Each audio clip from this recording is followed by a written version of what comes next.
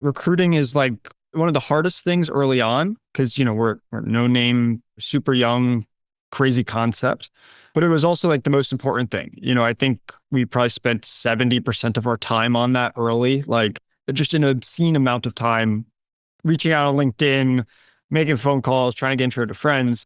And we pulled talent from a lot of different places. It's from your SpaceX's and your relativity space and your Virgin Orbit and, kind of that new space type of thing.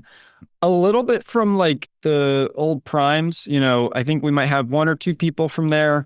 We tend to find that the people we pull from those big primes are generally on the younger side as they haven't spent a ton of time there.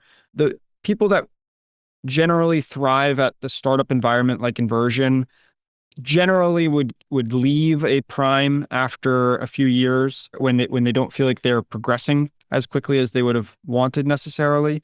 But for those first 25, they were all individual disciplines of engineering. So, with a software company, you can go and hire 6 developers or, 5 software engineers. And like, they're not interchangeable necessarily, but like they can kind of all work on similar things.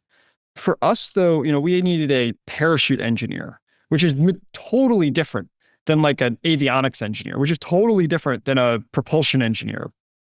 And so there was this kind of feeling of constant restart when we made this great hire. Now let's completely throw out everything we did and start again on this totally different discipline of engineering. We have to go talk to totally different people, screen for totally different things. But the one thing we always screened for was basically like, do we think this person could be a future founder? Like, could they start their own company? And like, if the answer was yes, we tend to have pretty solid luck with folks that, we determine that.